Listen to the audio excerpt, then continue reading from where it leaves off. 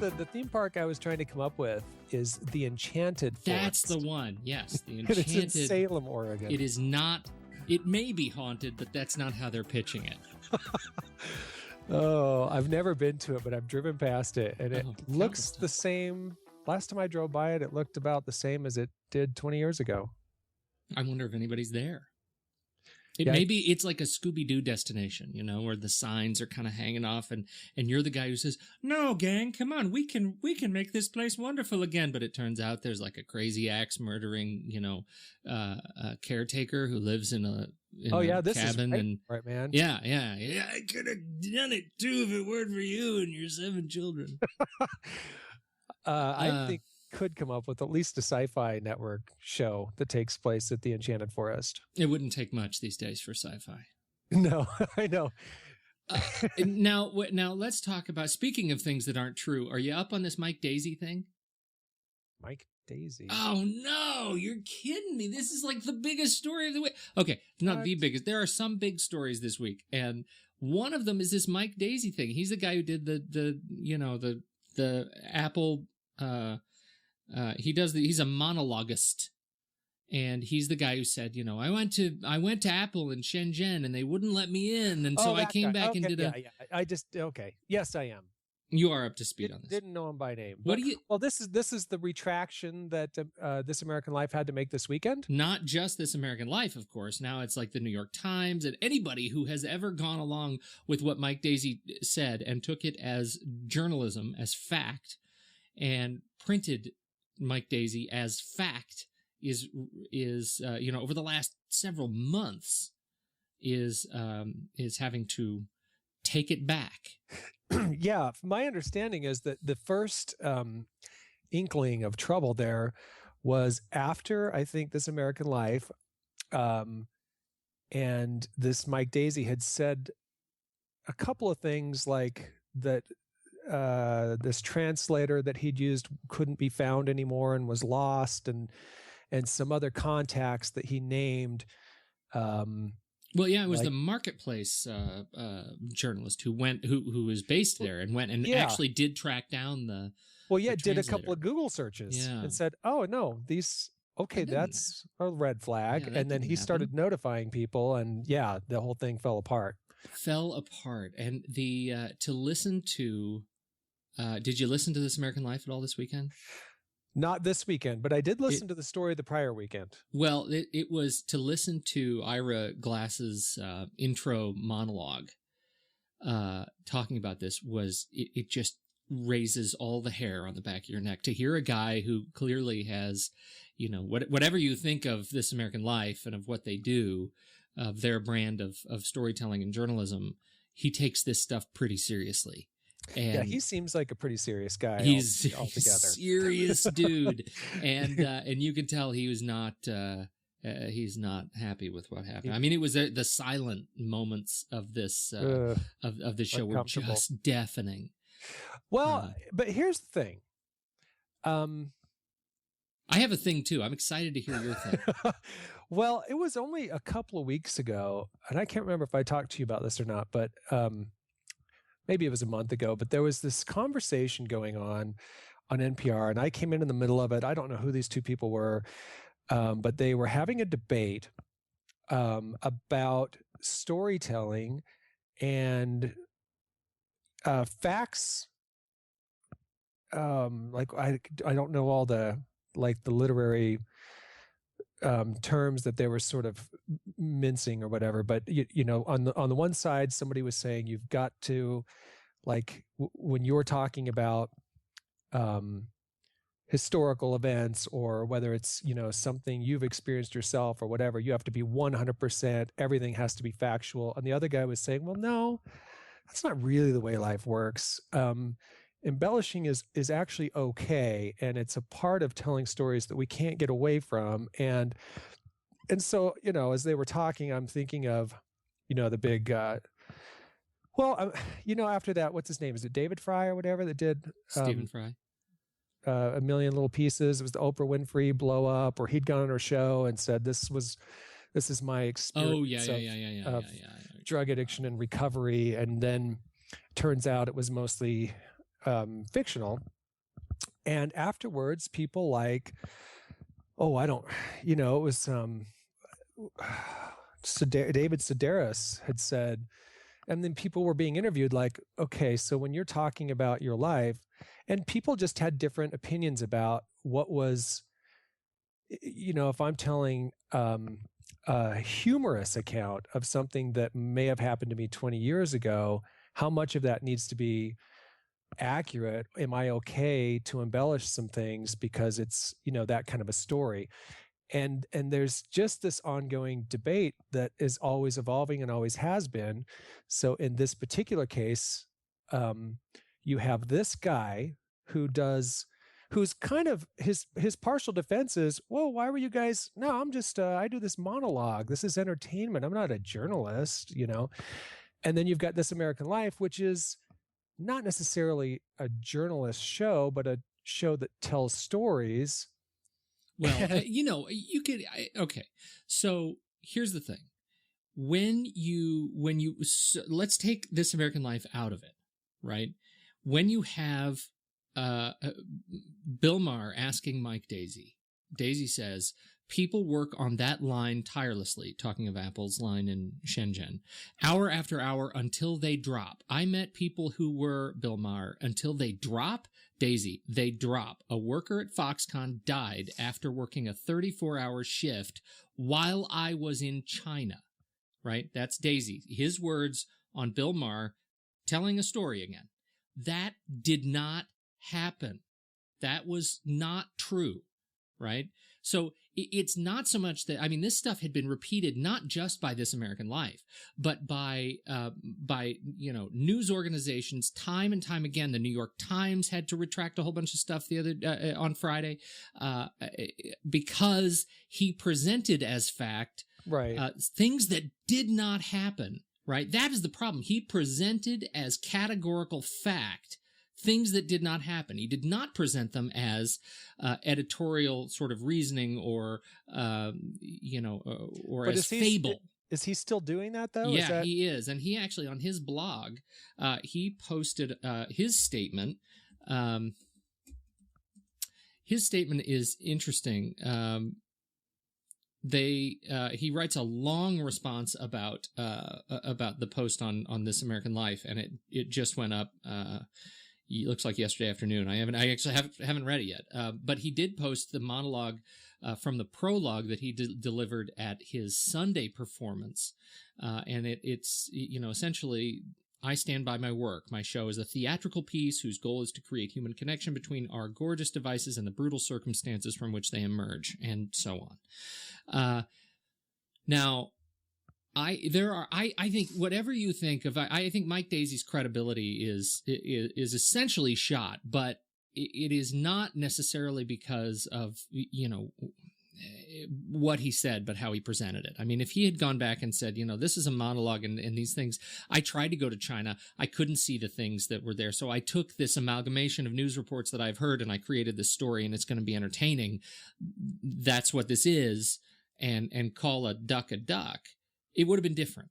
The problem is, because his credibility is so shot, and because he took a chance and decided to to present as fact untruths, he has essentially deflated much of the energy behind real issues that are going on there. Right? There are things that we need to deal with as a culture around, the creation of our devices. And Mike Daisey has sort of single-handedly lent a blow to that effort. And that's unfortunate. Do you think it's in anybody's best interest to take legal action against him? I wonder, though. I don't know if anybody will, but I wonder, those who I think would be most affected are the theaters. And there was a fascinating story from the theater's perspective. Let's see, it was, let me bring it up. It was in artsjournal.com by Clayton Lord. Oh, it was a guest post. Allie Houseworth, an independent arts consultant and former marketing and communications director at the Woolly Mammoth Theater Company. And Allie Houseworth writes, in 2010, I worked at the Woolly Mammoth Theater Company when the agony and ecstasy of Steve Jobs was birthed at that theater. And the following spring was the marketing and communications director who worked on the show at Woolly. Today, as an independent consultant, I write as a former marketing director, no longer bound by public statement. And so that she goes on to this, to write this long discussion about the production, urging the American theater to boycott this work, boycott Mike's gorgeous, amazing piece of theater that is based on a true story, boycott it until you get the apology that you deserve, and we do not ever, ever remount it or produce a work of his again until you know for sure what is true. And she is calling specifically for theaters, when presented with work like this, to do their own fact-checking, right? That is a whole new kind of thing. I certainly have never heard of that. She writes, and to the tens of thousands of Americans who paid money to sit in our theaters to see this show that was billed as a nonfiction piece of theater, I am so sorry. You deserve an apology from us art makers. We should have known better. We should have done our fact-checking. Our dramaturgs should have gone through every fact in the show, just like they do with other plays that go on our stages. That's too much. I don't know if it's too much. I think I go back to what I would say this. I would say if the theater is going to bill the show as, verifiable fact, then they probably do need to have they need to have validity to the statement. So if they're going to say that, they need to hold some responsibility to feel confident about that. But I think it's far easier for him to have done what you said he should have done in the first place. And it's a far easier, theaters are just not the kinds of organizations that I see really digging in and doing fact checking just to put a play on and entertain people. I think that they would be better off saying, look, I'm not going to take the time to fact check your work. So, at a very minimum, here's a new line in our release that says, if you're going to put this work on and bill it as fact, you're taking 100% of the responsibility if we ever get in trouble. Or, I would say as a theater, if you feel like there's, like maybe you have a legal obligation or whatever, all you have to do is say, this is as far as we know, a work of fiction. And if he's not willing to say that I'm presenting this as entertainment and I don't have, I can't verify all the facts for you, then it goes on as that and not the other. Because I guess what we're saying is this would have been an entertaining piece, and he could have said these things if he always had that caveat and everyone understood that, and he never went on shows like This American Life or Bill Maher and then sort of elevated it to that a much higher level of I guess lying. Yes, because I think the line between what is art and what is, I guess, journalism, there has to be some line there, and theaters shouldn't, I think, be held responsible for everything that entertains you unless they say, I mean, even but was it Fargo that the movie begins with, this is a true story, and it's not a true story? Yeah, exactly. I mean, there has to be some allowance for things like that. This one crossed, I think, very clear lines, but it does. This crossed a very clear line because he presents it. He doesn't present it like Fargo. Right. Right. Right. There is a certain amount of critical thinking that goes into being able to interpret, what is being presented. But I think, what may be more interesting out of all of this, let me find this other. It's Eric Hesseldahl. I love Eric. Eric Hesseldahl has some really interesting things to say in his column at All Things D. Let's see. Mike Daisey is not, instead of the elimination of the serious topic. There's a really great quote, so I'm gonna find it while you talk about something else. Go. I'm going to talk about my monologue that I'm creating, based in fact. I found but it. not factual. Okay, go ahead. Ara Kesseldahl on the Media and Mike Daisey at All Things D says, at this point, it's hard to determine what's more outrageous. Daisey's lies to Ira Glass and his team, or the national media's willingness to give Daisey a platform to repeat the same lies and fabrications without making the slightest effort to vet them. And I think that gets back to the point I was making earlier, that this takes the air out of an otherwise important issue, and one that we need to be aware of culturally, if not just in terms of current events. And it gets back, I've been thinking about last week's show, right? Which, we had that whole conversation about the homeless hotspots. Mm-hmm. And, after we had our show, Cause Talk Radio did essentially a whole half hour on homeless hotspots, and they brought on Mark Horvath, who's known on Twitter as Hardly Normal. He's a filmmaker and a homeless activist, and he wrote a breathlessly optimistic post about homeless hotspots in Austin, and had another really great point on Twitter about it, because I found it offensive. And my whole point was, whatever their intentions were, the BBH agency's intentions about helping the homeless by, having these, having technologists use them as hotspots, from a marketing perspective, you can't get over the initial shudder of it, and very few people are going to go the extra mile of forming an informed opinion after they are insulted like that. They're going to move on because this is not an issue that's of great importance to them, and they're left with a sour taste in their mouth, and then they go have some Chinese food. Okay, so that was my initial stance, and he had another really great point about it. As much as I wasn't crazy about his blog post, I didn't find it that illuminating, and nor do I think it actually got to the point. What he did say that I thought was really important was that in the end, the homelessness is a massive problem. And do you think, based on the experience of BBH this year, do you think other brands are going to be really excited about helping the homeless next year's South by Southwest?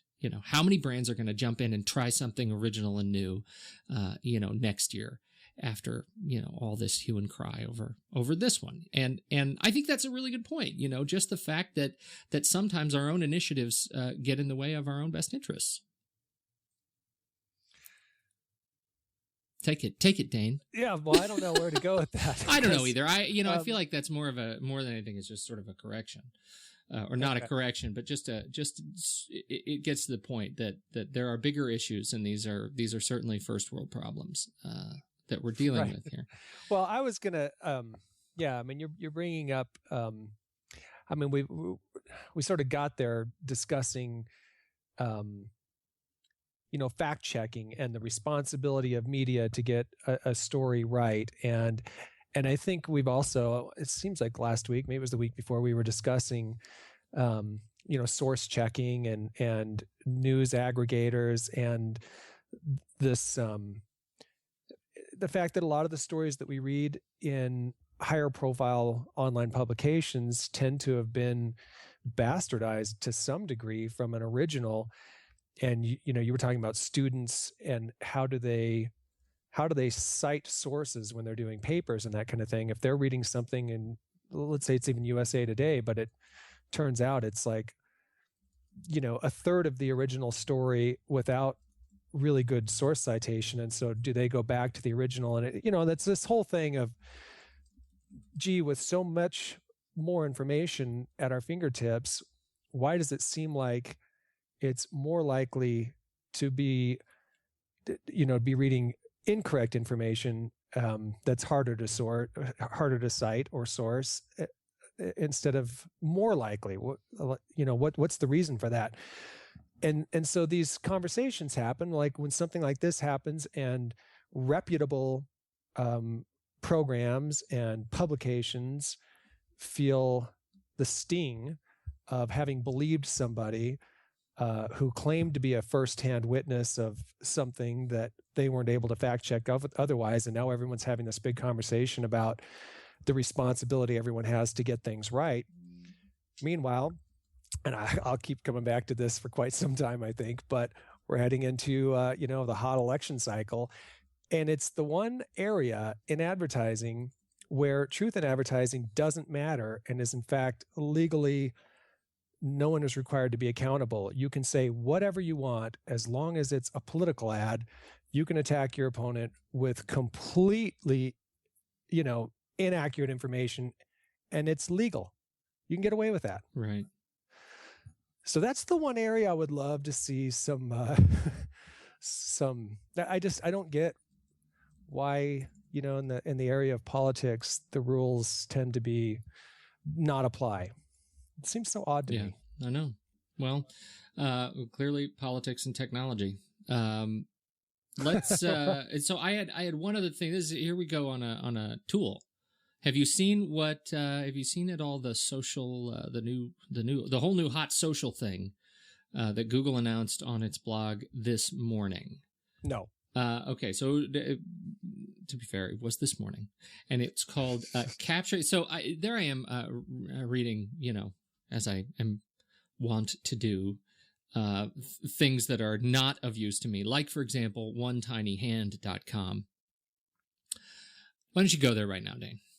I'm on the Google blog. I'm not. What am I supposed to be getting excited about? First, go to onetinyhand.com. We'll get back to this for a second. Okay. One Tiny Hand is a little bit of a timeout for us all to think about what it would be like to see all of our favorite celebrities if they had one and only one tiny hand.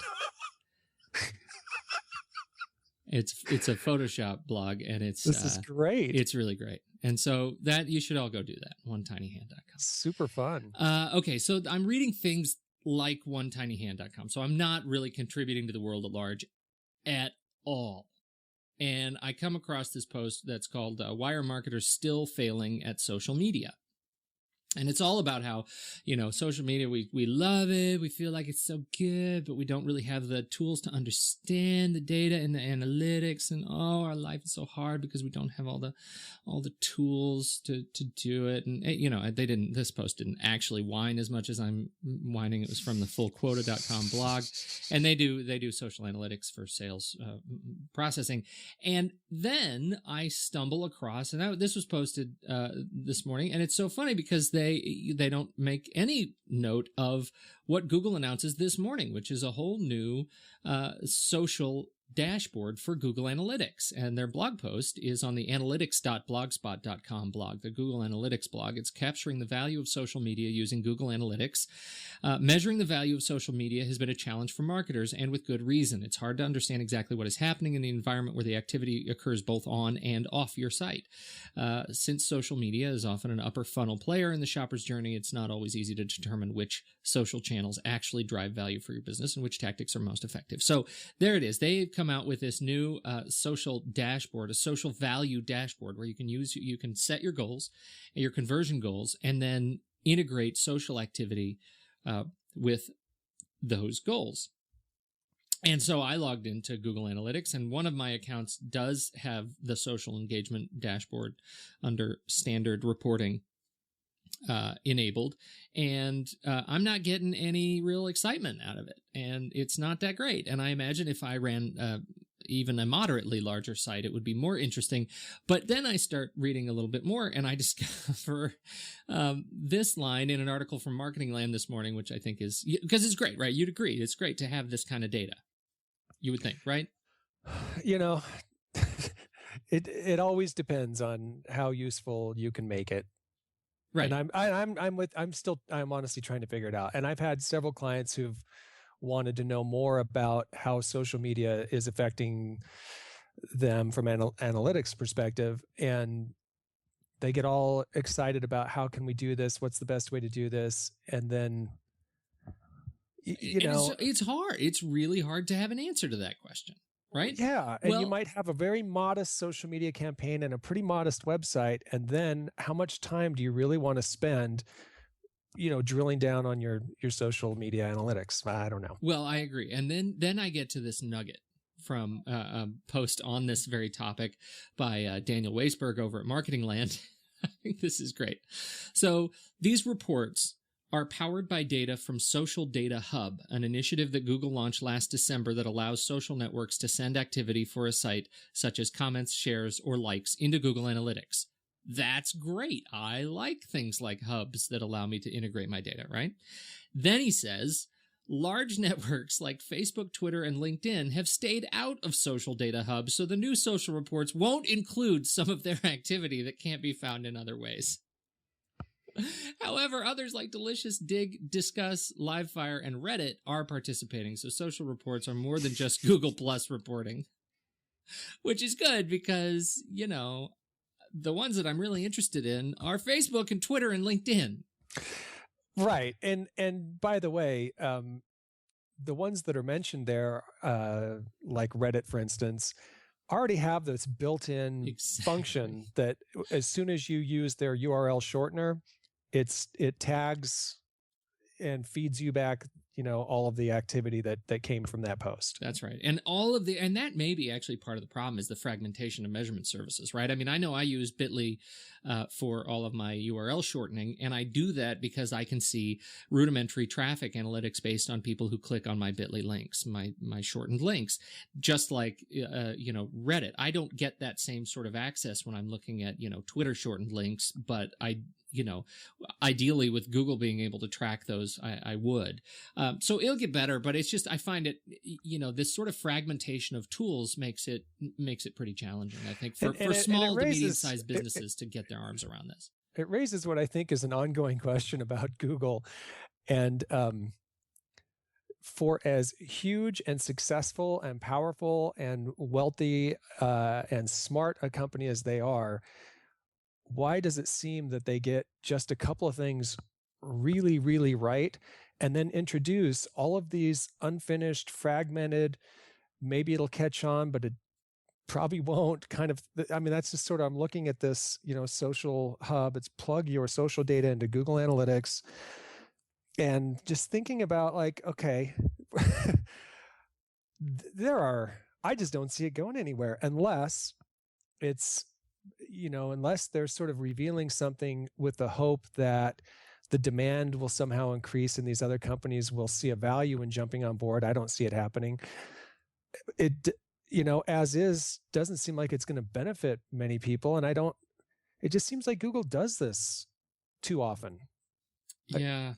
I think that's part of his, part of Larry Page's big thing now, right? Which is, more wood behind fewer arrows. And that, they are starting to really cancel a lot of, a lot of products, that, I think leadership saw as a distraction. And okay, so that's great. That's great. But I still have an awful lot of products that feel unfinished and feel pretty core to Google's experience. And I wonder what's going to happen. I think that the separation of church and state between, Google Apps and public-facing Gmail is a great example. Google is a company that is notorious for making promises of, milestone date promises and not making good on delivering them. Yeah, and I think it's great that they've got a lot of skunk works going on and they're, trying this and trying to, but I do feel like there's a disconnect between, somebody saying, okay, these really are our long-term focus, and whatever else we develop really needs to integrate and orbit those things in a way that will make it almost impossible to compete against us because, it'll be so indispensable. And they are indispensable in a lot of areas, but I don't know. They're just, if we were to go over the last 2 years of Google announcements and products that are in beta and, I don't feel some of the time anyway, I don't know what percent, maybe half the time, I don't feel like it really says, wow, that is solidly right in the center of why I love Google. And I totally get how I'm going to use even more of their products because of that, because that links a couple of their products together for me in a way that I can't resist. There's an interesting post from James Whitaker at called "Why I Left Google." He's a technology executive who just quit Google, and he writes. The Google I was passionate about was a technology company that empowered its employees to innovate. The Google I left was an advertising company with a single corporate mandated focus. Technically, I suppose Google has always been an advertising company, but for the better part of the last 3 years, at least, it didn't feel like one. Google was an ad company only in the sense that a good TV show is an ad company. Having great content attracts advertisers. Oh, that's interesting. Kind of sad. Yeah, it is kind of sad. We'll see what happens. I still vastly enjoy the Google Plus experience, and I use it every single day. I use it, I'm finding, interestingly, more activity again on Facebook on the same things that I post. When I cross-post the same thing, my Google Plus has gotten more and more quiet over the last month, I think, and I think that's a sad thing, too. But as we talked about in last week's show, Google doesn't care. I'm already set up. I'm already a user, and I've already liked things, and therefore I'm in the system. So they have me. So speaking of, we like to, I guess, sort of fromate. Did I get that one right? On marketing and advertising, and the fact that sometimes we just despise it, but other times we're enthralled by it. We seem to be constantly at least curious. I got to tell you, on the side of the love it were the Mad Men ads during the season finale of The Walking Dead. Did you catch the Mad Men ads, or did you skip them? I iTunes it, so I don't see any ads. Oh man. Oh, you should Google them, as I'm sure they're out there. They were they're great. They are so well done. Do you want to talk about why, or should we talk about why next week once I've seen them? Are you trying not to spoil it? Let's talk about them next week, because the season premiere is Sunday, so there's probably going to be a lot more ads between now and then. But they did this really clever thing. There was one ad that seemed like it was almost a 2-minute ad. I don't know, maybe it was a minute, but it totally was tied into The Walking Dead. So they were using some references to characters in The Walking Dead, but just this great sense of humor about the people in the show, and with lines like and it was the silver-haired guy, like I always jump at a chance to outdrink my client, and just funny little things that are like. And then they said, like in the closing line, like, and back when they used to drink like Herschel used to drink. So really clever, really funny. And there's probably going to be, I would imagine, some other AMC shows that they've built, Mad Men commercials and are referencing funny things about, the show that you're watching. So stay tuned for that. I was pretty entertained. I think they had like 3 spots during The Walking Dead, and they were all really, really funny. That's awesome. I'm gonna search for them. Did you like the finale? Oh man, that was intense. It's good, right? Yeah, I'm a little disturbed by the ending, but that was intense. They introduced a really key new character for season 3, Michonne. Oh yeah, that's the chick with the sword. Right. Yeah. So good. You didn't get to see her face or anything. No, and you don't in the graphic novel. You don't either for a long time. She just hangs out with zombies, armless zombies on leashes. That was intense. Yeah, that was that's the iconic image when she cuts off that head and they have that sort of tilt up and you're looking at her sort of backlit. It was pretty cool. And they're going. It looks like they're going to prison next season, which is that what that was? Yeah, it's about time. They spend a lot of time in the graphic novel in prison, and they have to clean out the prison. There are lots of zombies in the prison, and then I'm gonna have to get a hold of some of the graphic novels. Yeah, no, it's where it'll fill in. I mean, it's not coming back until October. So you've got, there are 95, I think, issues for you to catch up on, and all of them are available in the Comixology store on the iPad. Well, So it's totally worth it. Do some Mad Men commercial research. I'm going to too. And the thing I'm going to be looking for, the thing I'm curious about is, are these commercials produced by the writers of the show, or did they give that over to an ad agency to do the spots? That's really interesting. All right, I'm going to go look for them right now. So yeah, that I think is one of the most fascinating shows on TV. So I watched the first 3 episodes of season 1 and never watched it again. Oh, well, season 1 is pretty disposable. Season 2 is, I think, where it starts to get far more interesting, and it is a very slow build, and every show is a character study. So you have to work your way through 3 or 4 episodes, I think, to really be stuck in it. Season 2. I'd start with season 2. Right. Yeah. All right. I'll do that. I'll give it. Give it a shot. Jump into season 2. Give it a shot. All right.